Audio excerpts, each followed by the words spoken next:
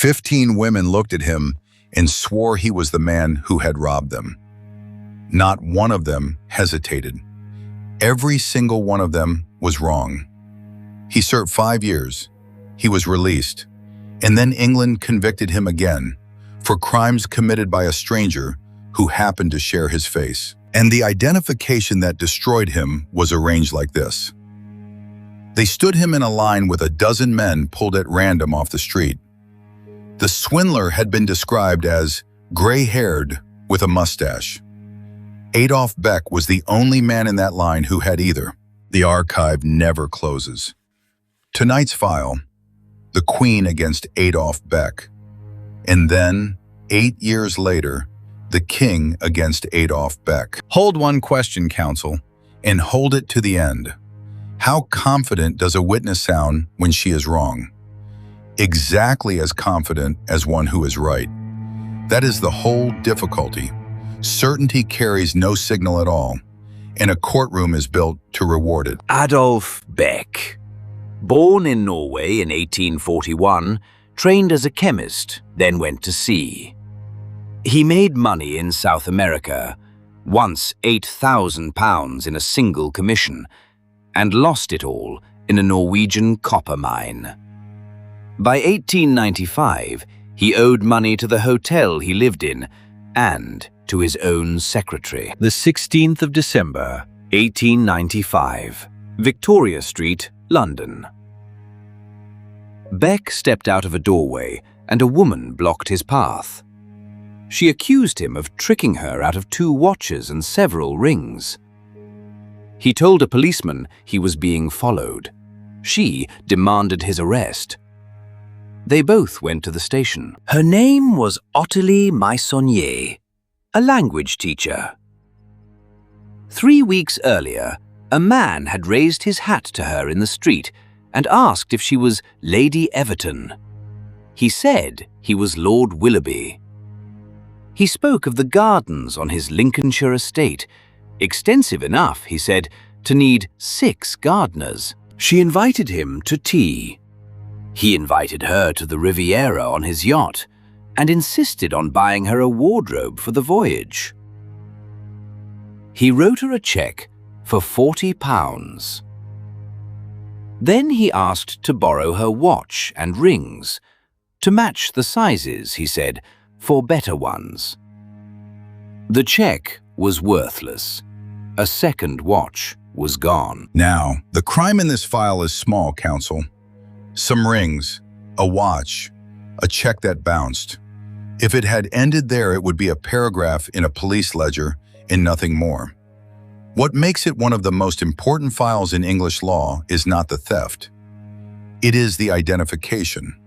The inspector on the case found that over the previous 2 years, 22 women had been defrauded by a grey-haired man calling himself Lord Wilton de Willoughby. Same approach, same yacht, same worthless cheque.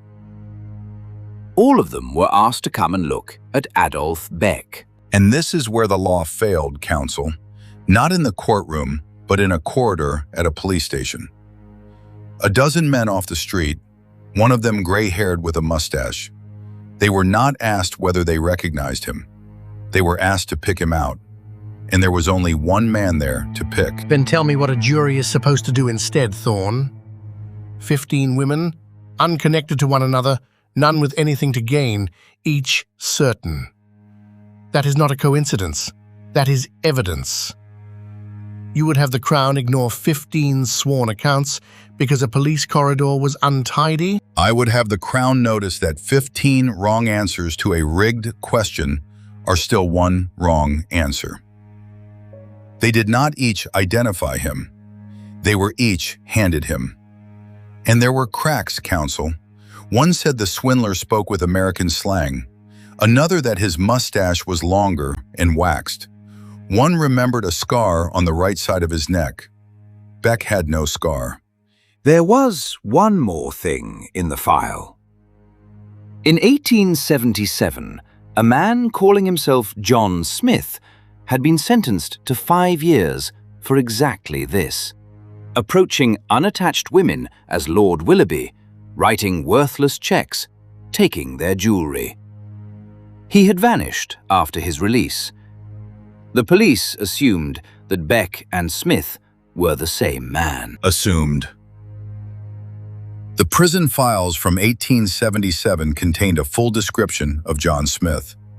Nobody compared it to the man sitting in the cell. Not once, counsel. In 9 years of this case, nobody put the two descriptions side by side until it was far too late. At the committal hearing, a retired constable named Sparrow was called. He had been present when John Smith was convicted 18 years earlier. He looked at Adolf Beck and said, "The prisoner is the man. There is no doubt whatever. I know quite well what is at stake on my answer." The trial opened at the Old Bailey on the 3rd of March, 1896. For the Crown, Horace Avery. For the defence, Charles Gill. And on the bench, Sir Forrest Fulton. 19 years earlier, as a prosecutor, Sir Forrest Fulton had been the man who sent John Smith to prison. Sit with that, counsel. The question before the court was whether this man was John Smith, and the judge deciding it was the advocate who had once stood up in that same building and argued that he knew exactly who John Smith was. He was not corrupt. He did not need to be. He had simply already answered the question. Refused. And refused correctly, counsel. That is the horror of it. English procedure forbade any mention of a defendant's previous convictions before the verdict. The rule exists to protect the accused from prejudice. Here it protected the prosecution's assumption from examination. Avery then quietly dropped the felony charges, so the old conviction never had to be proved at all. So understand exactly what was tried. The Crown's entire case rested on Beck being the swindler of 1877. That premise was never charged, never proved, and never allowed to be contradicted. He was convicted on a fact that no one had to establish and no one was permitted to deny. The 5th of March, 1896. Guilty. 7 years penal servitude at Portland. In prison, he was given a number, D523.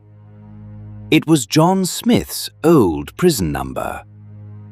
They added the letter W to it, the mark of a repeat convict. England had no court of criminal appeal, and 10 petitions from Beck's solicitor were all refused.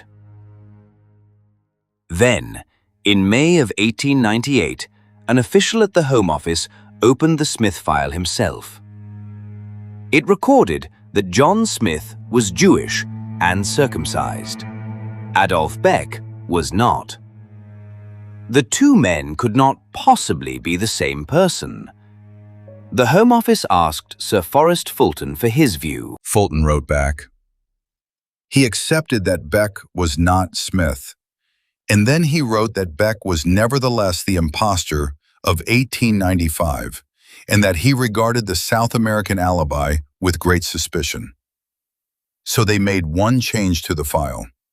They removed the letter W from his prison number. Nothing else was done. He stayed in Portland for 3 more years. Outside, a journalist named George Robert Sims wrote in the Daily Mail that Beck had been tried on an assumption the court had never let anyone test. Others joined him, among them Arthur Conan Doyle. Beck was paroled in July of 1901 for good behavior. And here, counsel, in any other file, the story ends. A man ruined, released, and slowly forgotten. That would be sad. It would not be important. What makes this the file that changed English law is what England did next.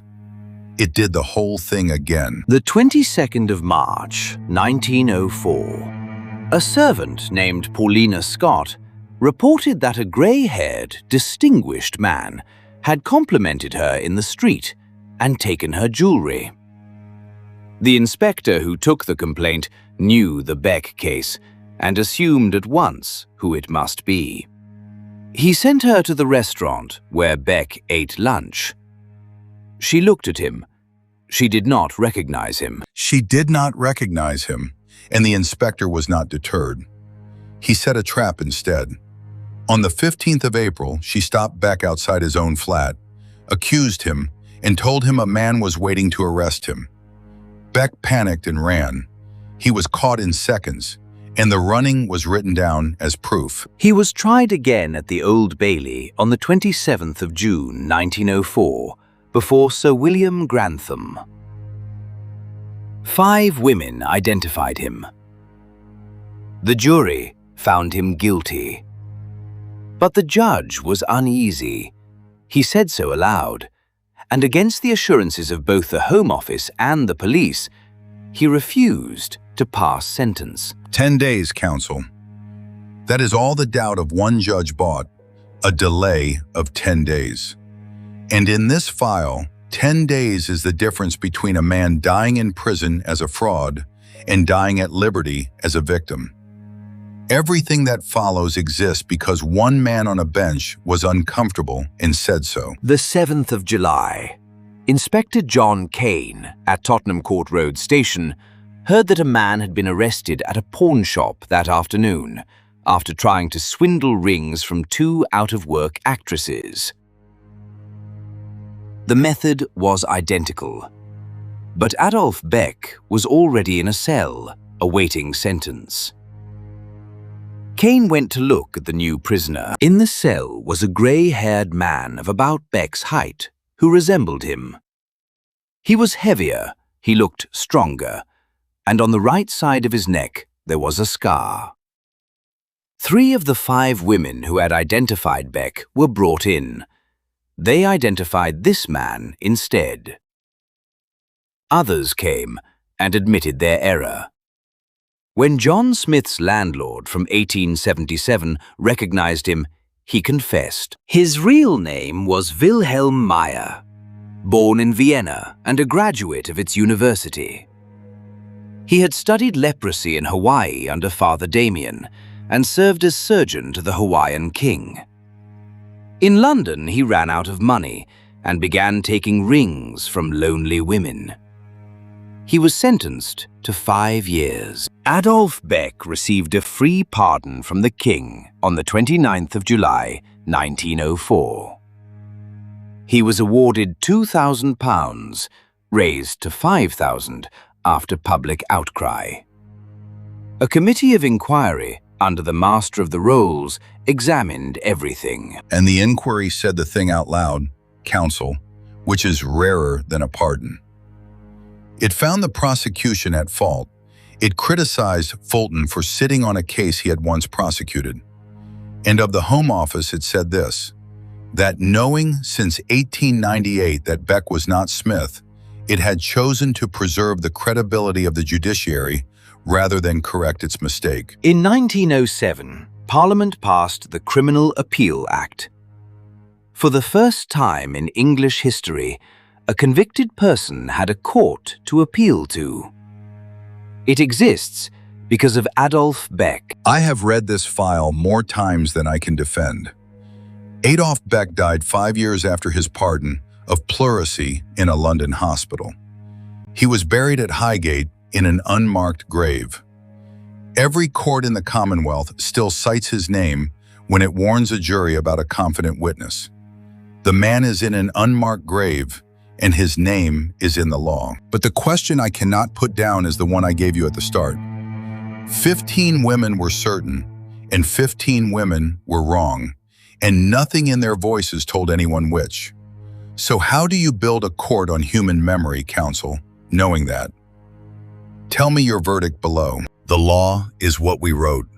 Justice is what we wanted. I am condemned to read the difference, one case at a time. Next week's file, a woman was convicted of a murder on the evidence of a stain, and the science that convicted her did not exist. Filed, never forgotten.